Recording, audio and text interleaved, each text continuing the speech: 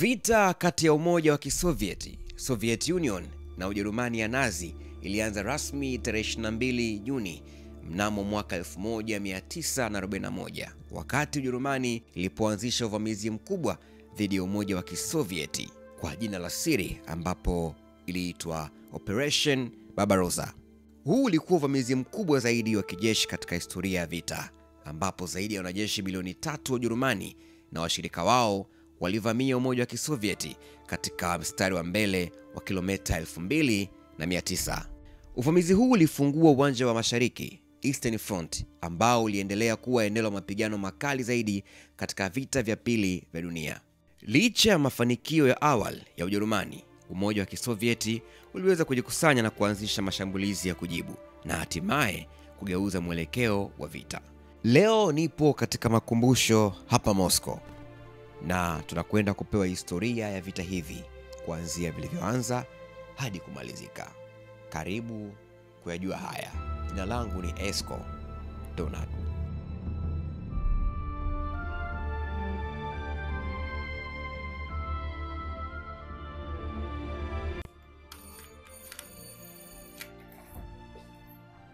Good morning. We are going to Zvonarevs. They're at home here. Что? Да, говори, переводи. Нина Николаевна встретила вчера в магазине. I saw Nina yesterday in the shop. Саша курсант, руководитель приехал. Her grandson Sasha came from army yesterday. А Валя школу окончила. And Valia just finished her school education. Сын Федорович отнес приглашение к. And her father gifted her a piece of clothes to make her new dress. And her grandmother already made her a dress. And now they are sending young Serежа to pioneer camp. Please enter.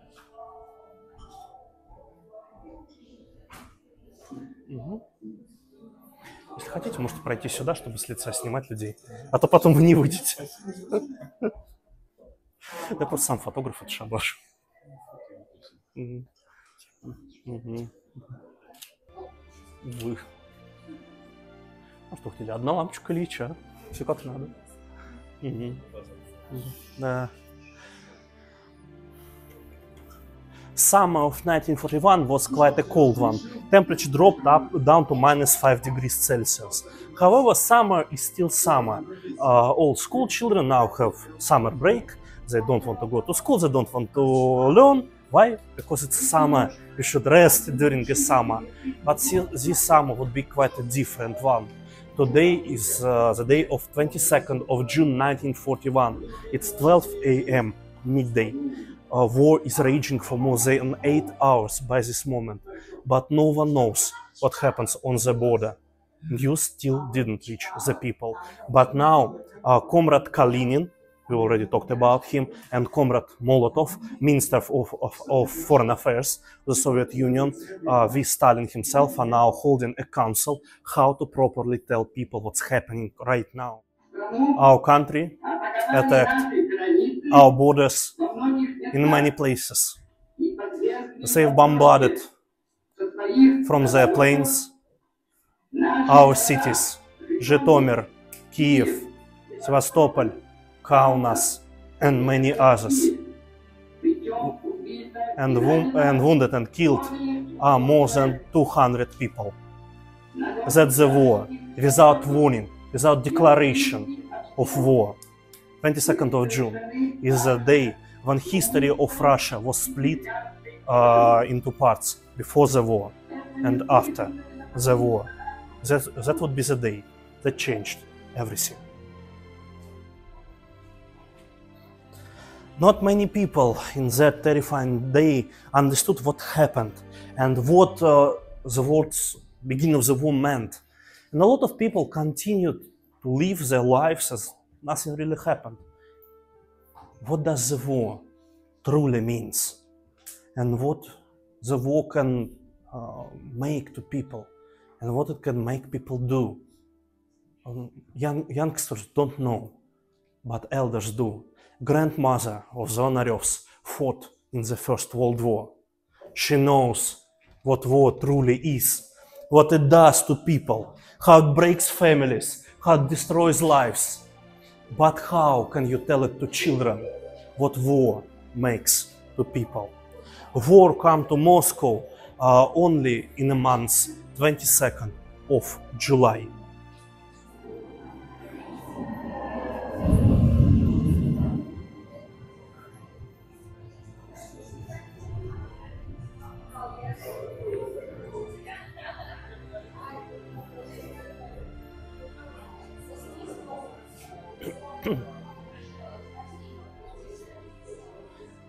War comes to Moscow 22nd of July, a month after beginning of the war itself. The first carpet bombing of Moscow was targeted at the dead center of the city. First two bombs fell on the building of Vakhtangov theater on Arbat Street, the main street of Moscow. Luckily, there was no play ongoing in the theater, so the whole theater was almost empty. In 1942 it will be completely demolished. There was nothing to restore. The building was completely and utterly ravaged by bombardments. In 1944 there will be built a new theater that's gonna look identical to the pre-war ones, but twice as big. That's the only difference. Well, technically there are two differences. First one is a... Пожалуйста, не надо садиться на мотоцикл. Please, don't sit on a motorcycle.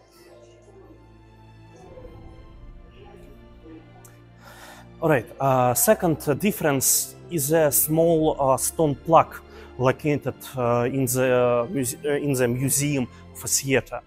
This plaque contains a list of names of people who died under bombardments, who died in a fire, trying to extinguish fires that came after bombardments, and those who came to war and never returned. Such plaques are located all around Moscow, and names of them are names of people who lived here, who worked here, and who died defending their own home. A few days ago, shops all around Moscow worked like nothing really happened, but now everything is closed, you can buy anything. The only shops that still working are shops selling food and warm clothing needed to survive harsh Russian winters.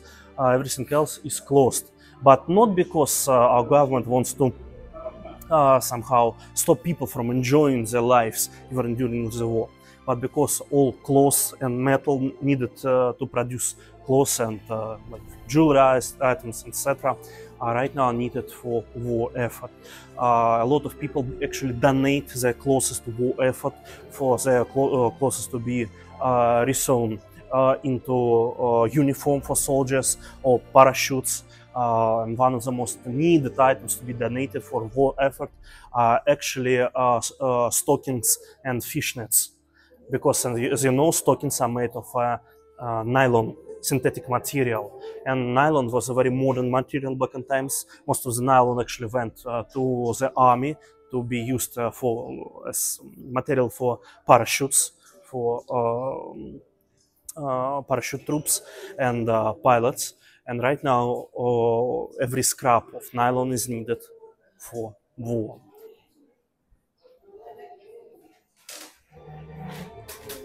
Здравия желаю, товарищи.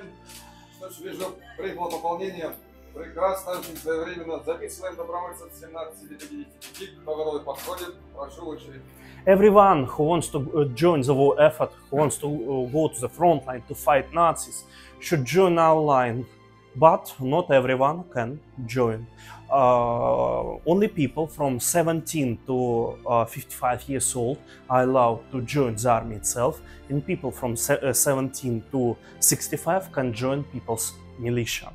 What's the difference between people's militia and army? How do you think? Please come closer. What's the difference between army and militia?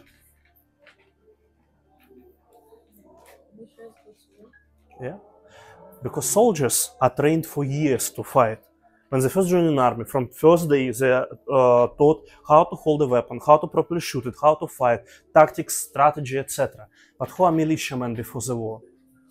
Well, they are common people. No one told them how to fight, but right now they are going to fight, even while they don't know how to properly do it.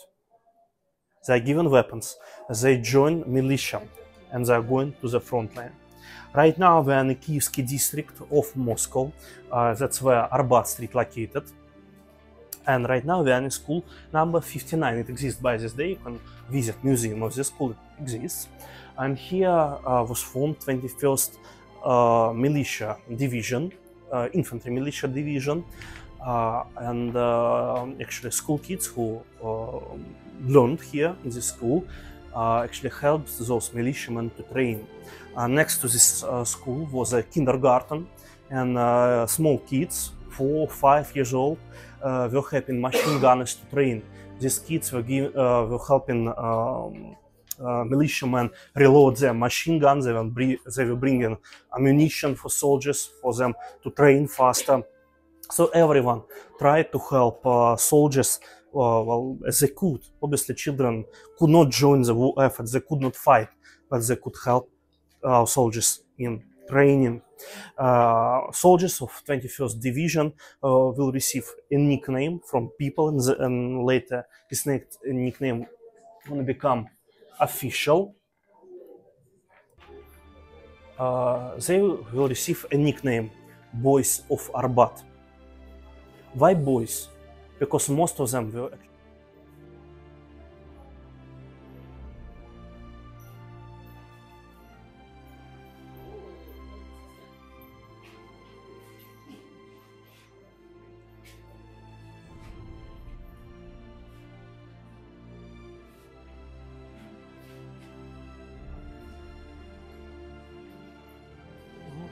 Please come closer so everyone can see what's happening on the table. General Lieutenant Kizhivatov was a brilliant man. As one of kids visiting our museum once said, he was not a human, he was a walking and talking computer. And that's actually a very good comparison. He held in his memory every name, every number, literally everything. And when Stalin asked him, I know that a certain regiment on the front line does not receive enough food. Is it true? Is it your failure? What happened? Why doesn't this regiment have food? So Comrade General Lieutenant said, that is not true. I know the commander personally. He is a man who would never let his soldiers starve. Someone is trying to either blackmail him, or either someone trying to have his position, trying to show him as a bad person. It's just not true. Then how can you prove it? That the soldiers have food.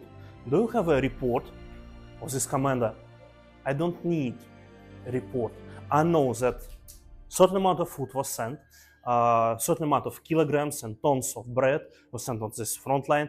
They received canned meat, they received fresh water, they received everything they need. I oversee that personally, and I even can tell you names of drivers who drove trucks to the front line to give that food to soldiers. So he knew everything. And obviously such brilliant commanders is what our country needed during the war. But still, he was a strategist, not a tactician. He knows how to act on in an HQ, but not on the front line himself. So that's why from Leningrad to Moscow was brought one of the most brilliant and genius commanders in modern history overall, not just in our country. Obviously, I'm talking about General Georgy Zhukov. Georgy Zhukov was a distinguished commander during First World War and during Civil War in Russia. He was constantly on the front line, and there are even reports captured by our partisans, reports German ones, that Germans nicknamed Zhukov a soldier general. Why? Because usually a general should be in HQ, he should be in the rear, safety. But Zhukov was constantly on the front line, in the same echelon as his soldiers, with weapon in his arms. However, as you know, every commander, every general has a personal weapon, usually a pistol or a revolver. But Zhukov decided not to carry a pistol with himself. How do you think why? Why does general need a handgun? Exactly. But why general should kill himself? Why? Why not to give secret information? If he is... Exactly. If he is captured. So, he believes in his soldiers. They can hold a front line. There would be no need for him to kill himself, because there would be no chance for him to be captured. He believes in his soldiers. That's why he doesn't carry his handgun with himself. A very positive sign, and obviously soldiers, well, they saw it, they respected his assurance in them, and obviously they fought twice as hard. But right now the front line is moving closer to Moscow. On the southern direction, German forces actually managed to reach Tula. Tula is a city south of Moscow. But at northern direction, first German squad managed to enter the Moscow itself. It's a small city called Khimki, which is technically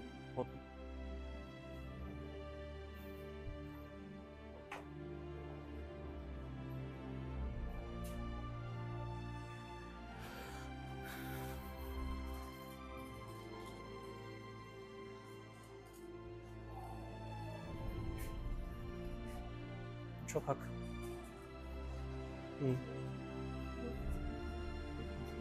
Честно скажу, я вообще так... Я вожу в стиле Акына. Что вижу, то пою. У меня, в принципе, ни разу такого не было, что у меня 2 раза подряд одинаковая экскурсия была. Я говорю, я в стиле Акына просто вожу абсолютно. Вот.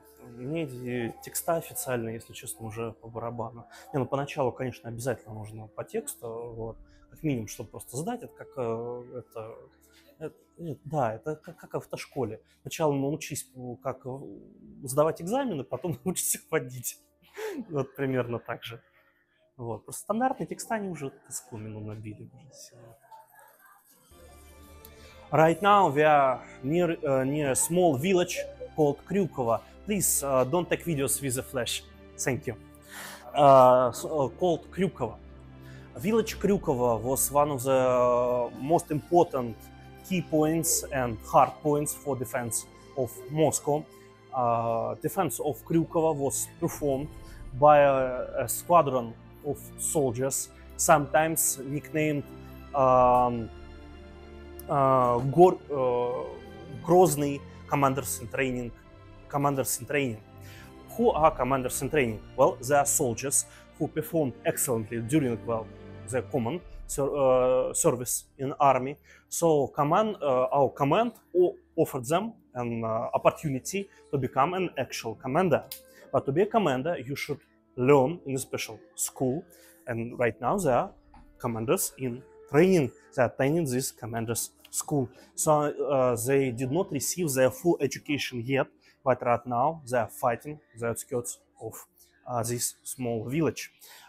They came from a city called Grozny. Grozny is a city in Caucasus Mountains, and in Grozny was located an artillery school, so they are future artillerymen. And this pillbox is actually an artillery pillbox, so you can see its firing slit is very wide, so it's not fire from machine guns or rifles. You should mount a whole cannon here, but there is no cannon. Why? Because there was quite literally no cannon. All cannons were used on different directions, and our command could not bring even a single cannon to those artillerymen. they had to fight as a common infantryman with weapon in his arms. And obviously, two of the most important weapons of the Great Patriotic War are Mosin's rifle and Shpagin's submachine gun. Those are the greatest pieces of weaponry. Left hand goes here under the mug. Yeah, no, under the mug. No, let me show you.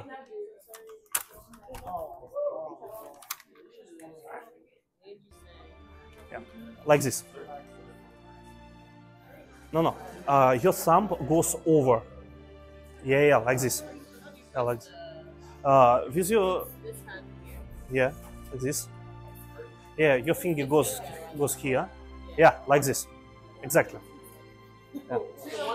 So, as you probably noticed, our Soviet/Russian weapon is very light. It's very simple. It's very compact. That's what army truly needs. Army doesn't need something flashy. Army doesn't need something beautiful. It needs weapons. Army needs weapons that will do the job. They kill the enemy. And that's embodiment of whole Russian weaponry.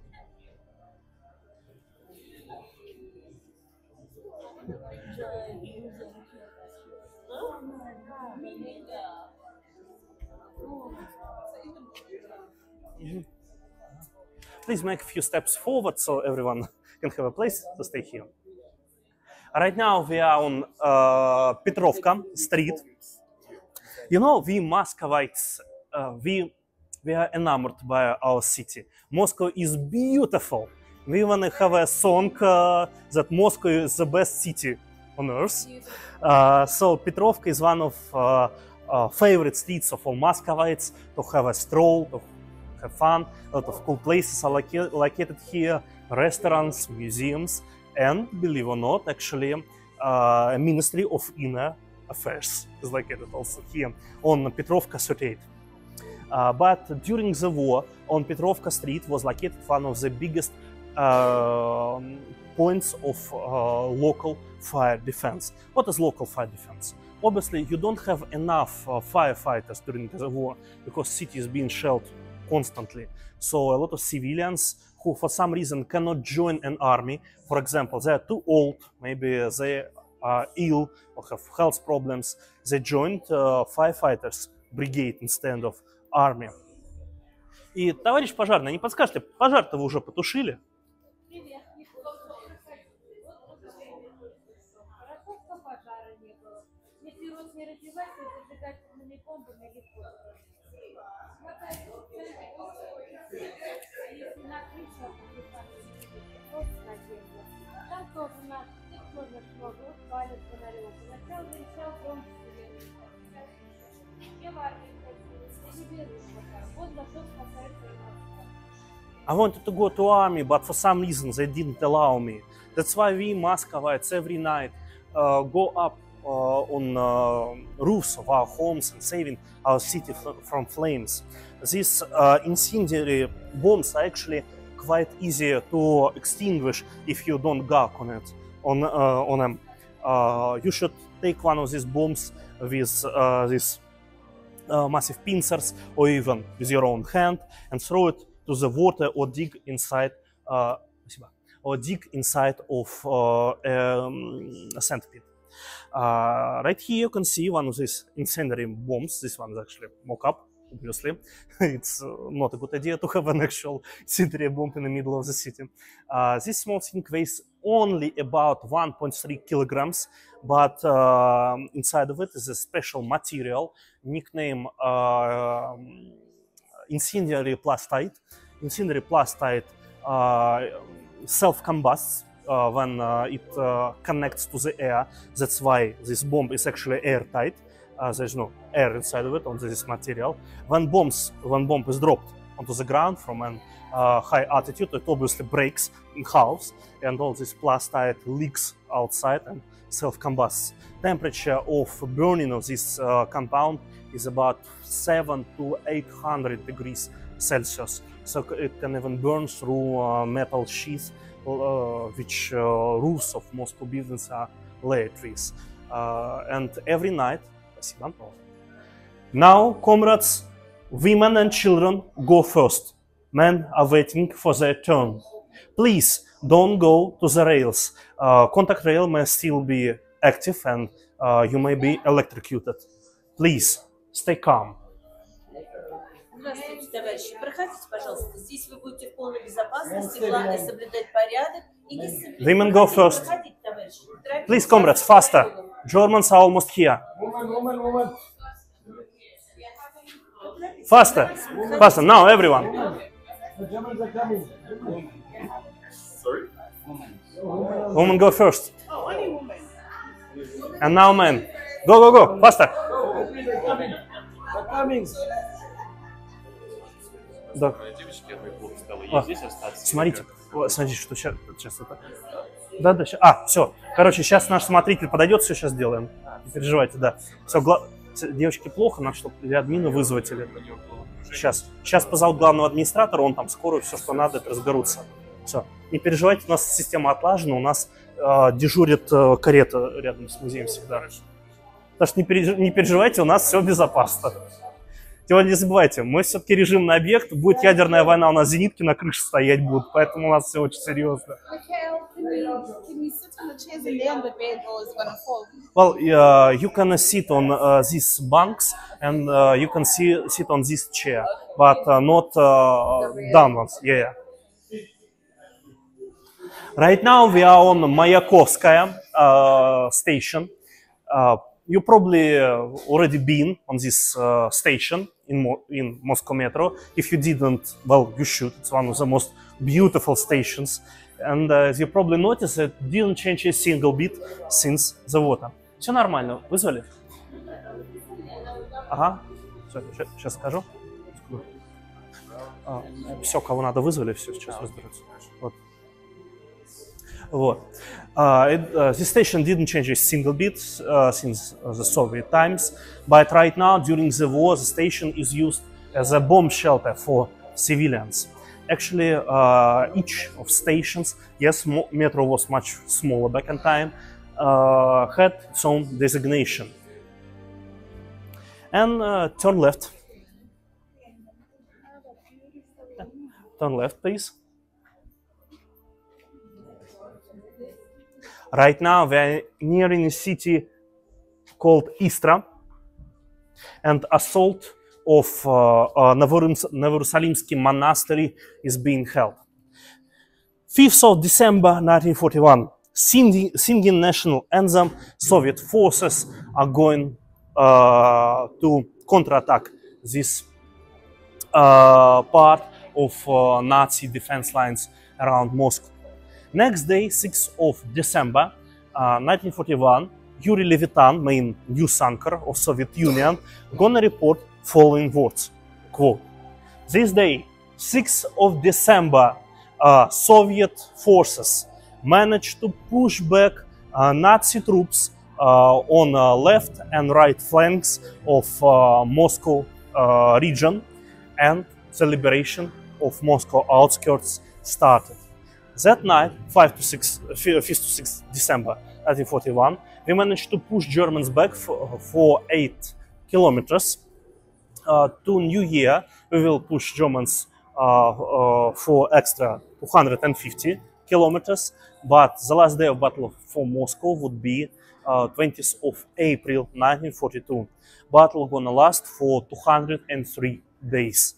One of the bloodiest and long fought battles in modern history. But still, victory in this battle would be a first victory. First victory, what does it mean? It means, well, we're gonna have more victories, and we should not rest now, because there are a lot of cities to liberate. There are a lot of people to save. We should not stop. Quite the opposite. We should speed up our counteroffensive to liberate as many people, as many cities as humanly possible, and maybe even counterattack and start liberating Europe. But, well, that's another story. That's Battle for Moscow for now. The last day, Battle for Moscow would be, as I said, 20th of April 1942.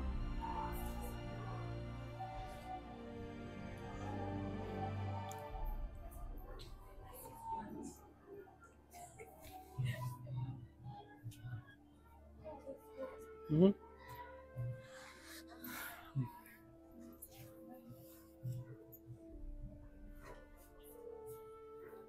What did the Nazis want? Let me tell you a short version because it's actually a very extensive answer would be otherwise. Long story. Germany didn't have much resources. Soviet Union had.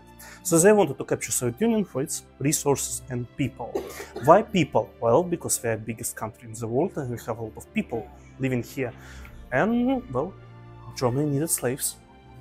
They wanted to kill all ethnic minorities in the Soviet Union, so all Jews, Kazakhs, Tatars, etc., etc., etc., and they wanted to leave alive only 1.5 million Slavs, Russians, to be exact. Yes, to be used as slaves. They treated us not like humans, but more like cattle. They wanted to breed us, to breed new race of slaves. So, honestly, we didn't want it. To say the least. That's why we say that Great Patriotic War was different from the World War II itself. It was not war, just a war. It was war of annihilation. If we lose, we're gonna be completely wiped down from history.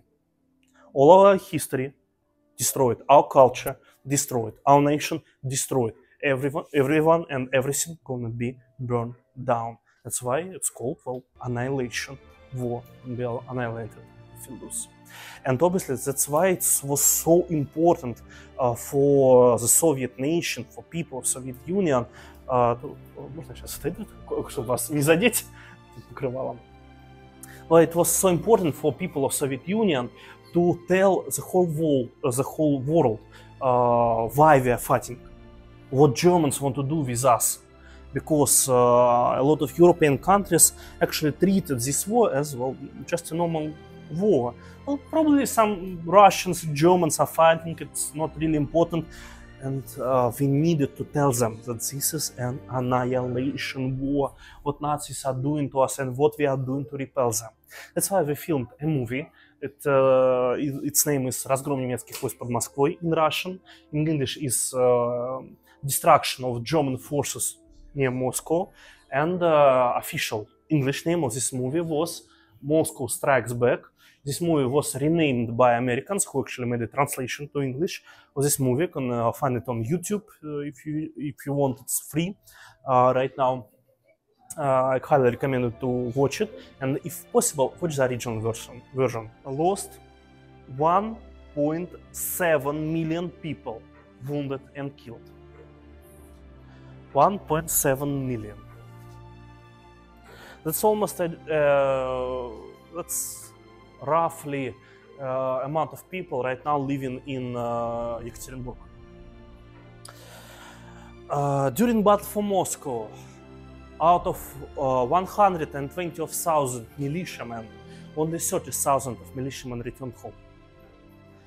The largest casualties carried by militiamen were carried by men who were born year 1925 and further. So who are those people? They're kids who lied about their age to join the army. Less than 3% of those kids return home. Remember them, heroes of the motherland. Those who will never sing. Those who will never return home. Remember them. Tell to your children. And let children of your children know, for them to remember. Remember them, those who perished, those who survived. Because of their sacrifice, we exist. Because of their sacrifice, the whole modern world exists. They fought, they died to destroy Nazism. So everyone in the world would be equal. No man should rule no man.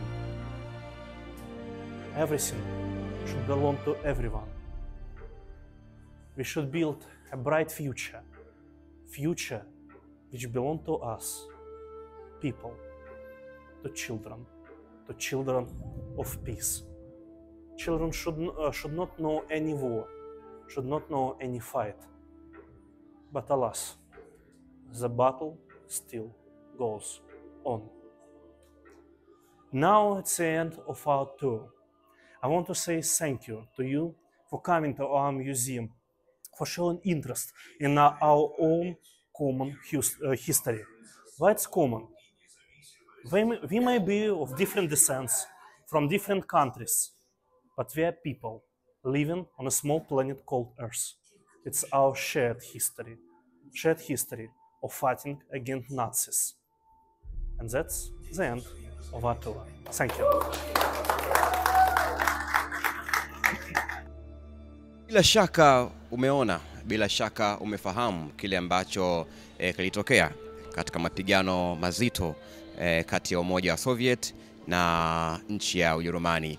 Nimeona vitu vingi sana. Nimejifunza jinsi ambavyo wenzetu wanawekeza katika kutengeneza kumbukumbu ambazo vizazi hadi vizazi watakuja kuona kile ambacho kilitokea katika mataifa yao kwenye kupigania uhuru, lakini pia na maendeleo. So binafsi nimependa sana. Bila shaka wewe pia umeona kile ambacho tumeoneshwa, tour nzuri kabisa kuanzia mwanzo mpaka mwisho. So niambie mtazamo wako ni upi, na kutokea Moscow, Urusi, niite Esko na asante.